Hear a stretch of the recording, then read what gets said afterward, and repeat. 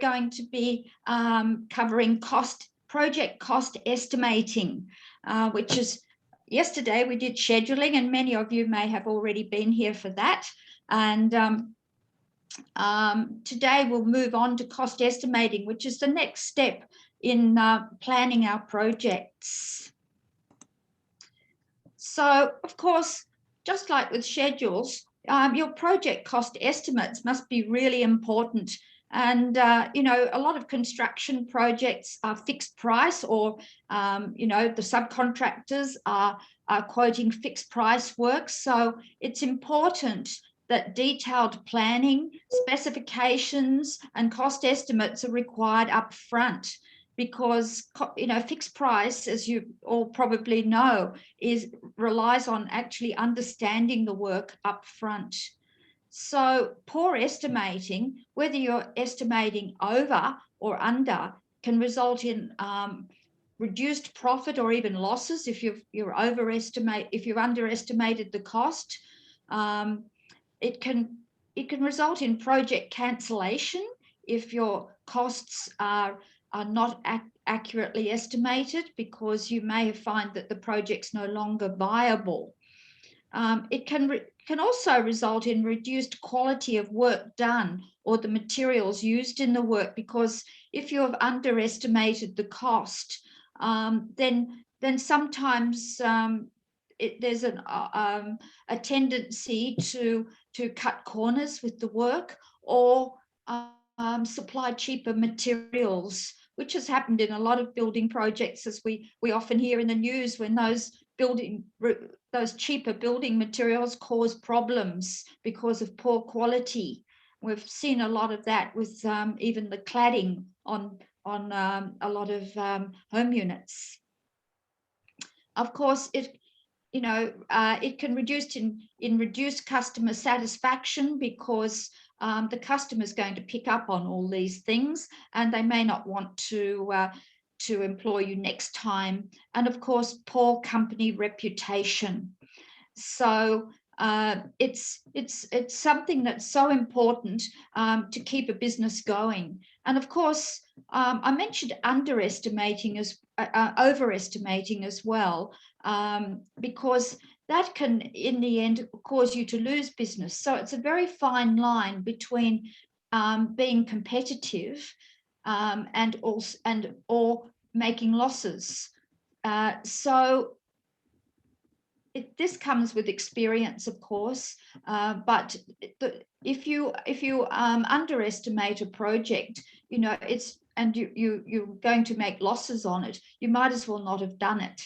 So there's this very fine line between being competitive and also being profitable.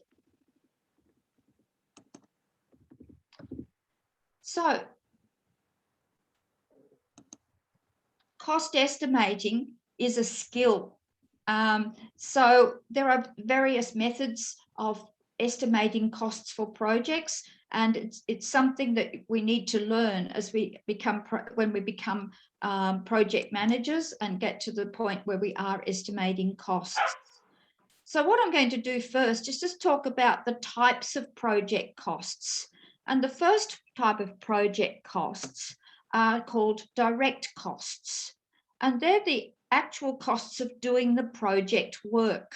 That means anything that's can be attributed to the work you are doing on the project.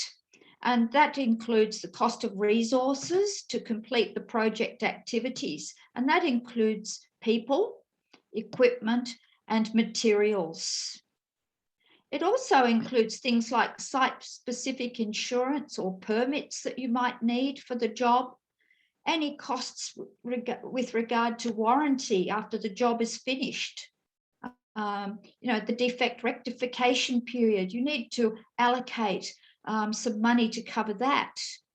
And also miscellaneous costs, such as travel and accommodation or a site office and supplies. So anything that that's for the actual project is a direct cost to the project. But in addition to that, we also need to consider indirect costs. Now, these indirect costs are costs which can't be directly attributed to the project, and they include management overhead. And that means the cost of running your company, whether you're a small business or whether you're working for a large building company. Management overheads must always be included in any quoted price for any work the organisation does. And that includes the cost of all the people sitting in the office. If you don't do that, you're not going to the organisation isn't going to make a profit. And the same thing, costs which cover the company office building or warehouse, electricity, working equipment, etc., that's held by the overarching company. So that all has to be factored into the cost of any job you do. And lastly, employee overheads. Now, just the cost of engaging an employee isn't the total cost. Now, with a contractor, if you are employing a contractor, that will be your overall cost because they have to bear all the overheads themselves. But if you have permanent employees or casual labour, you also need to include the employee overheads. And that includes things like superannuation and workers' compensation, sick leave, etc. So employee overheads must also be added on to the actual cost of the employee. Now, when you're doing estimates, it's normal practice to assign indirect costs as a percentage of the direct project costs. Now, this was in large organisations. The finance department normally tells you what to do there. But if you're running a small business, you need to estimate that yourself and make sure that you include enough so that you're not going to make losses.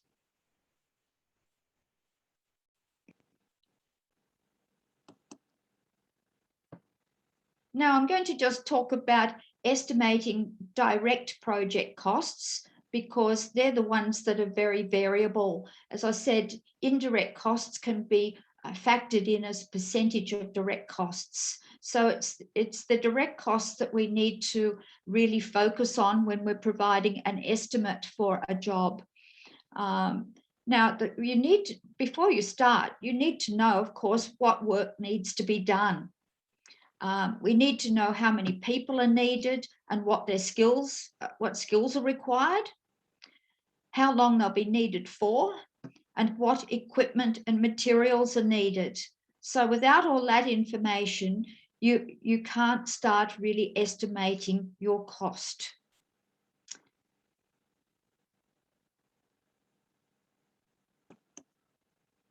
So in order to estimate project direct costs, you need to have the following. You need plans and specifications for material and equipment requirements. So you need the overall plans and you need to know what material needs to be ordered and what equipment needs to be supplied as well to do the job.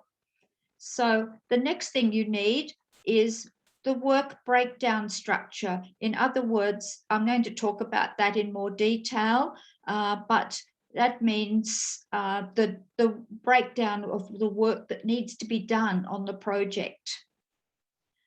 You will need a project schedule to show the number of resources that are required and how long they are required. You need labour rates for all the types of labour and the skill levels. And you also need to know the cost of materials and equipment. Now, I'll just go back to labour rates. Typically, when we're estimating projects, we don't add in the exact cost of every particular person on the project. We determine the labour rates by using what we call a book cost. And that means we have a general cost for that class of person, that grade of person. So it might be that it's the type of trade that is being employed, but also the skill level within that trade. And a generalized cost can be assigned for that person. It makes it a lot easier for big projects. Obviously, on small projects, you can be more specific, but on large projects, typically a book cost is used for the cost of any person working on the project. So if you're armed with all this information, so what do? I'll just explain, first of all, a work breakdown structure. I did go through it yesterday for those who were with us yesterday, but I'm sure there's some different people with us today. So we're going to I'll just quickly explain again what a work breakdown structure is. Now, a work breakdown structure details all the work that needs to be done in the project. It's a representation of the project, and it starts with the project at the top level. And the next level is what we call work streams, or streams of work that need to be done on the project. And you'll notice that project management is also included, because project management is a cost for the project. It's a direct cost as well. And anybody else who's like a contract administrator would be sitting in there, and is a direct cost to the project. The other types of work streams relate directly to undertaking the work. And you can see here in this little example, it includes the foundations, building structure, interiors, and landscaping. But that just gives us an overview of what needs to be done. We need to break this down into more detail.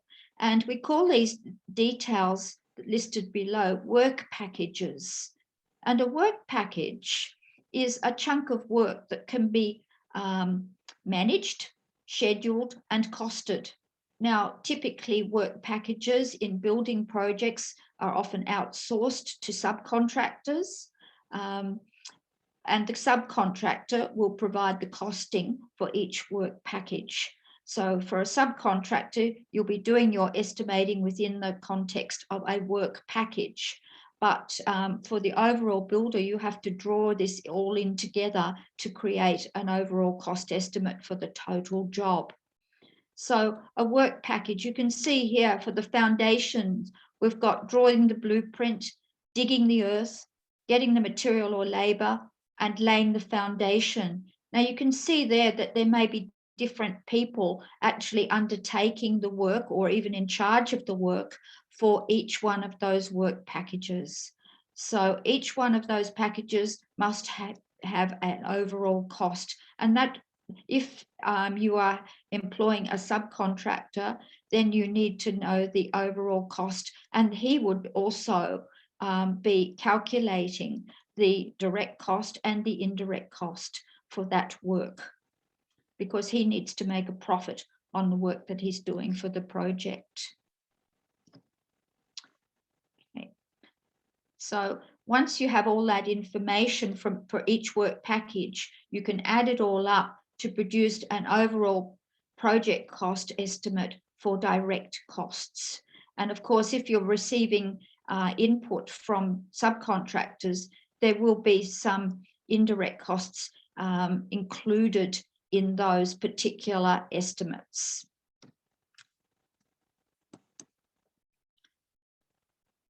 Now, techniques to estimate cost. If you were with me yesterday, you will see that the techniques used to estimate cost are very similar to the techniques used to estimate time for your schedule. So to estimate cost, there are three techniques that are commonly used. The first one is using costs from similar past projects. Now, that saves time, but of course, you need to understand what that past project was all about and adjust for your current project. Now, that can be a bit risky because you might overlook certain things. So always be very careful when you're using that technique, but it is a good technique for double checking estimates that you might produce for by other techniques. So it's a good way to do things, and to also come up with ballpark or high level costs. It's a quick way of doing it. The second way is to use industry recognized estimates based on the work to be done.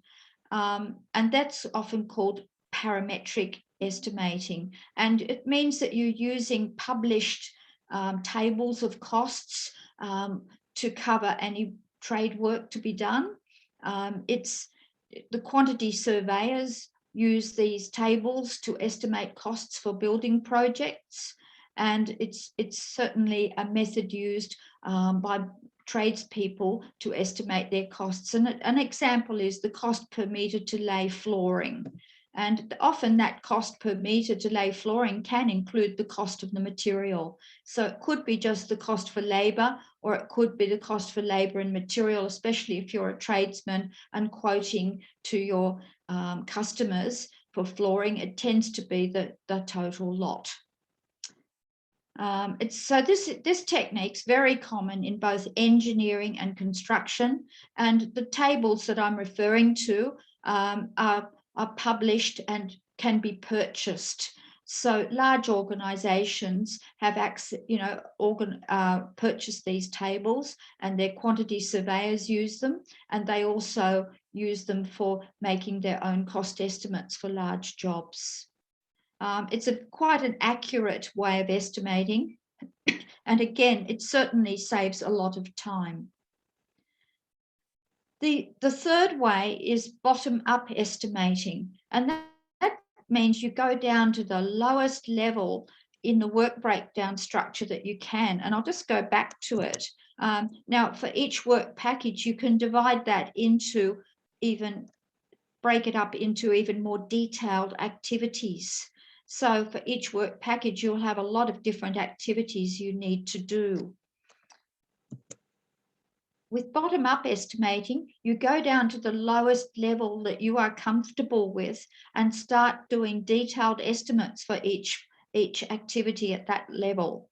And then you add up all the costs for each activity.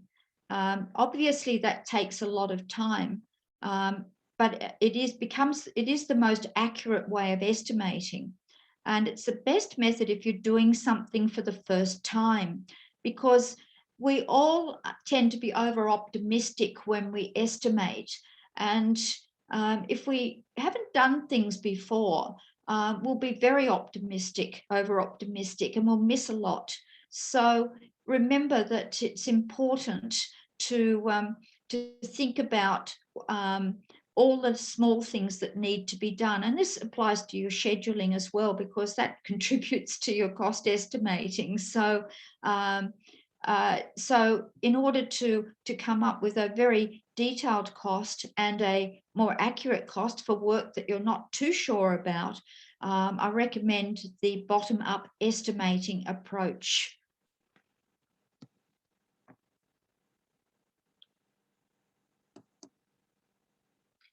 Now, in addition to estimating your costs for the work to be done, you should also add in some contingency. Now, contingency should be applied to direct cost estimates in order to compensate for risks associated with estimating. We're never perfect with our estimates. It's just human nature. So we need to add in a little bit of extra slack so that we can cope with unexpected things that happen. So contingency can help us, especially with fixed price quotes, because we're stuck with what we've quoted for, and unless we can, that whatever happens is enough to is suitable for us to raise a variation, we're stuck with whatever happens with on the project that we've quoted for. So we need to add in a bit extra for things like some unexpected problems. Sometimes it might be a little bit more difficult to do a job than you initially anticipated. We need to add in extra for fixed price contracts. And, fixed price contracts are risky. So if you're estimating for fixed price, you do need to add in more contingency than you would for a time and materials type of contract. Again, the use of leading edge technology or techniques can also be risky. So you need to add in more contingency to cover that. Sometimes there can be new wonderful new building materials that come out, and you may be using those for the first time, but often it's not as easy as it looks. Some special techniques have to be applied, or you have problems initially. So these things you need to recognize these things up front and add in some extra cost contingency for them. Another thing that can happen is schedule slippage, and that costs money. You may need to pay for more resources, or you may need to pay overtime. So if there's a schedule slippage, that also will cost you more money. Another thing is rework due to poor quality. If anybody makes any errors when they're undertaking the project, you may have to undo what you've already done and do it again. That's again going to cost money. So your contingency should be there to cover that sort of thing. And finally, to cover disputes. We all hope that we don't have any, but sometimes disputes do happen on projects, and some projects are more likely to have disputes than others, particularly larger projects. So if you're estimating for a larger project, putting in a contingency factor for disputes is also really important. So you can see there's quite a lot of things that and you might think of some other things as well that are pertinent to your own project. So there's quite a lot of things to think about when you're estimating cost contingency. So think about those, and you would add in a percentage of cost contingency into each work package. So remember that if you've got subcontractors, they will be putting a certain amount of contingency in themselves. So you don't want to double up on contingency. So if the subcontractor has added in cost contingency and it's a fixed price, then you don't have to add extra on top. But if there's any work that you're doing yourself, of course, you need to add it in. And then you need to add in the contingencies that are pertinent to your overall project, such as schedule slippage, disputes, and unexpected problems, and a fixed price contract overall. If you're providing a fixed price quote to the customer. So those things, that there needs to be some contingency for the overall project, but don't double up on any contingencies that subcontractors may have put in themselves.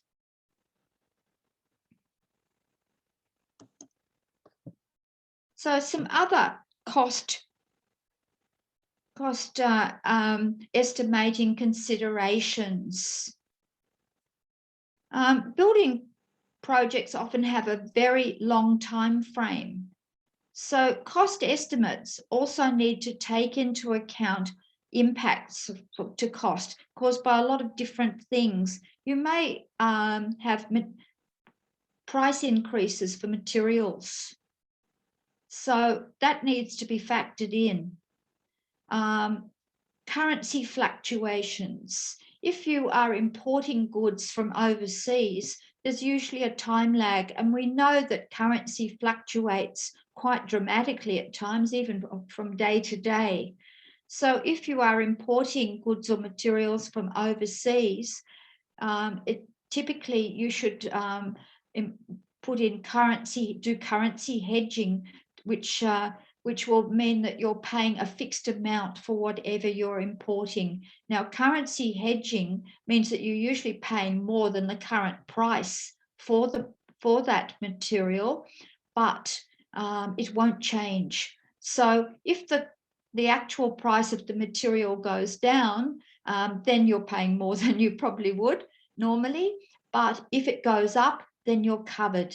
So most organizations who are dealing with overseas products or services undertake currency hedging because it means they actually know what they're going to pay for things.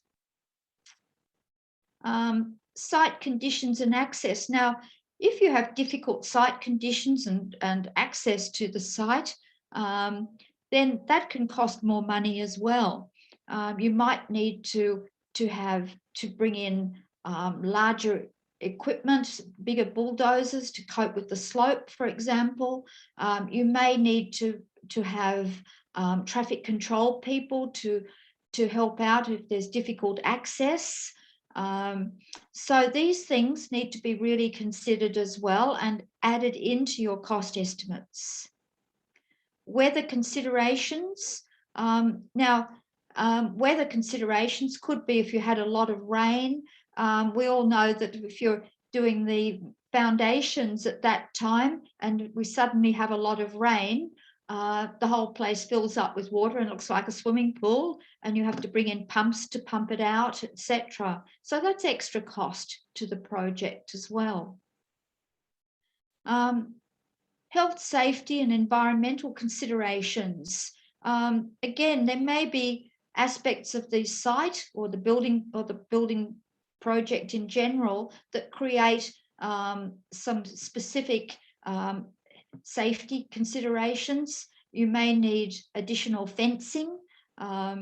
You may need, there are environmental considerations, asbestos, etc. Or the probability of asbestos is always something that needs to be considered, and also just general working conditions and hazards on the site itself. So, especially working from heights, etc., can bring in its own set of safety needs. And finally, local community and other stakeholder impacts. Now, we all know that if you're building close to other neighbours and the local community, there can often be a lot of kickback from them over noise, things like noise, additional traffic, just if they're next door neighbours, there can be concerns about the safety of their own buildings, if you're excavating a long way, etc. And it's very important to take all those things into account and allocate costs for actually communicating with the community or the neighbours, and you need to do that up front during your planning stage, so that perhaps you can add in extra cost for putting in any actions that may alleviate their concerns. Because the last thing you want is your neighbours going to the local council or starting legal disputes, because then you will have huge costs associated with that. So a lot of things to think about when you're estimating cost for your projects. And I'm sure some of you can think of some more as well that I haven't covered there.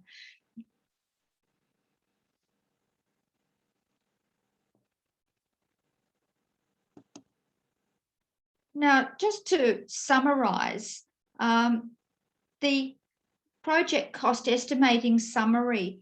Now, there are steps that we go through. And the first is to estimate the cost of the work to be done, which is the amount of labour. And, and remember that our schedule is very important too, because we have to know when those people are required, what the skills are, and how many people are going to work on any particular piece of work, because that influences our labour cost. So then we need to estimate the cost of equipment, materials, and any other project-specific costs. So again, making sure that you've factored everything in. You know, it can be extra costs for getting equipment onto site. You may need to have to bring in, if you've got a difficult site, you may need cranes to bring materials onto site, whereas on a flat site, you may be able to drive a truck in and it won't cost any extra money. So a lot of things to consider there. You need to add in your indirect costs and also add in your project contingency cost. Now, it's always good practice to document the way you estimate your costs.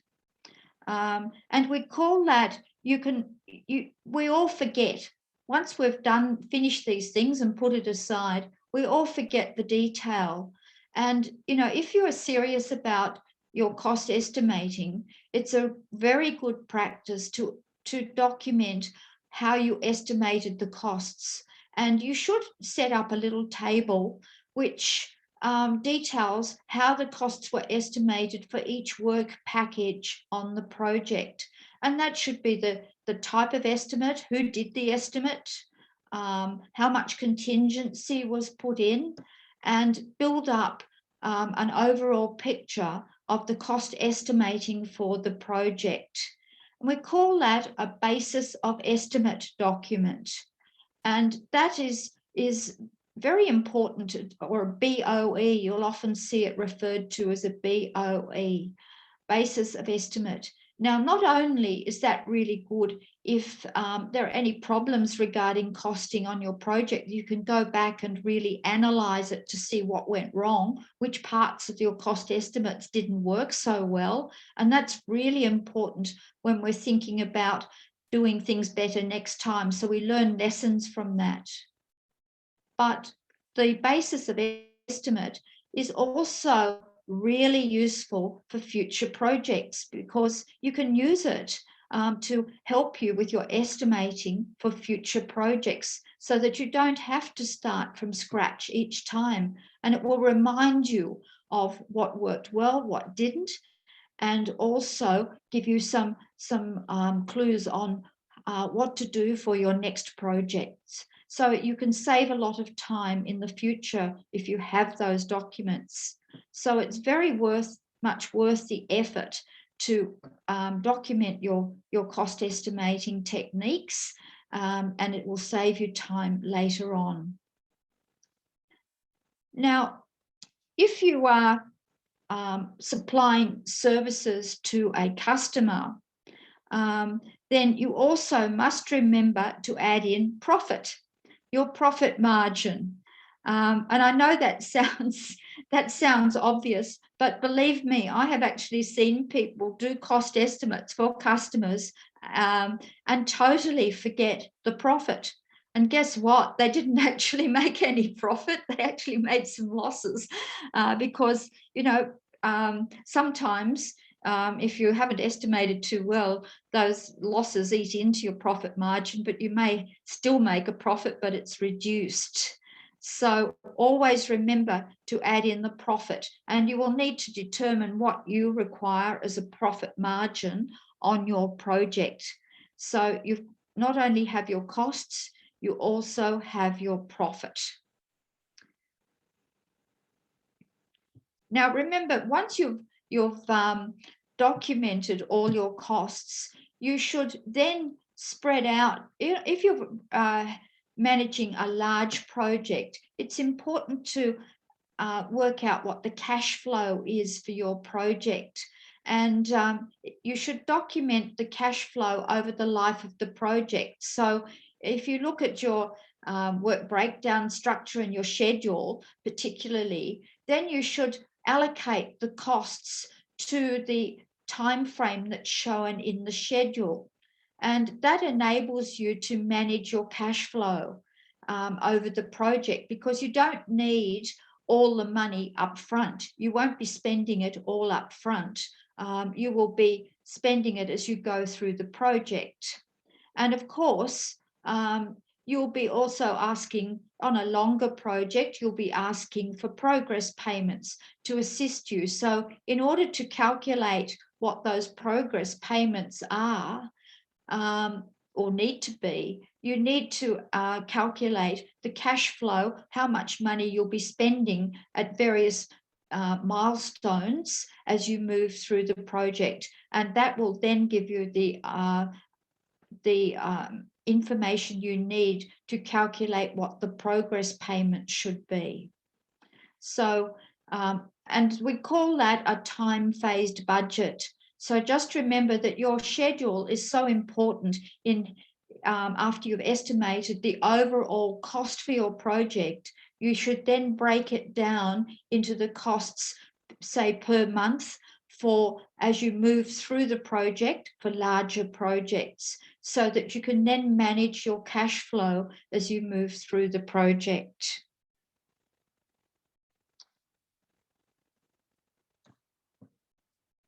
And then as you move through the project, you should be recording what you actually spend on the project and comparing that with what you actually estimated you would spend. And if you're finding that you're spending too much, you need to work out why that's happening and do something about it as quickly as possible. Now, just variations.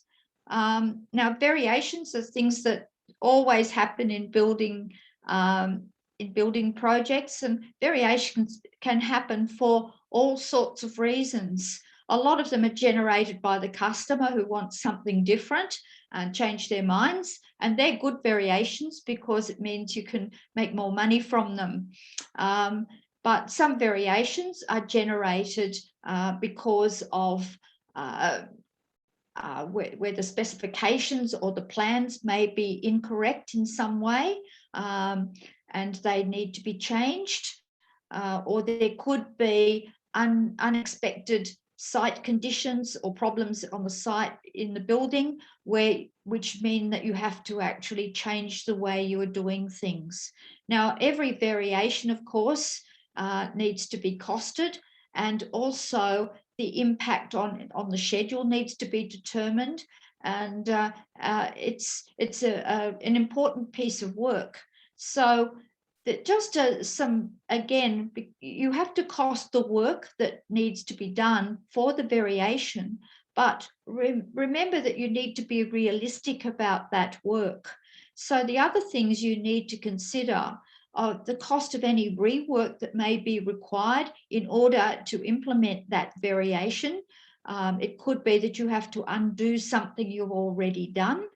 So you need to add in the cost of that rework, undoing what you've done, and the cost of rework, as well as the cost of the change. You need to include the cost of additional resources that you might need for this work or any overtime. So it may be that you can do this work within the schedule, but you might have to pay people additional overtime to do the work. So that needs to be factored in. And also include costs associated with having to change the schedule. Variations can sometimes result in the overall schedule having to be changed. Now that can be quite dramatic because it means every other or a lot of other jobs that are being scheduled to be done have to be moved, and that can incur quite a lot of cost. It can incur other delays where contractors, if they have to come later than they were originally scheduled, may say, well, I've got other work to do. I have to come even later because I have to finish off something else. So you may end up having unexpected delays in the schedule, and that costs money, of course. So you have to think about those overall impacts to the schedule when you are assessing any variation. And finally, again, include your profit margin in any variation work. Particularly if it's something that the customers requested, then you need to include your profit margin on that as well. So variations, for ongoing throughout the project also have to be very carefully estimated with regard to cost.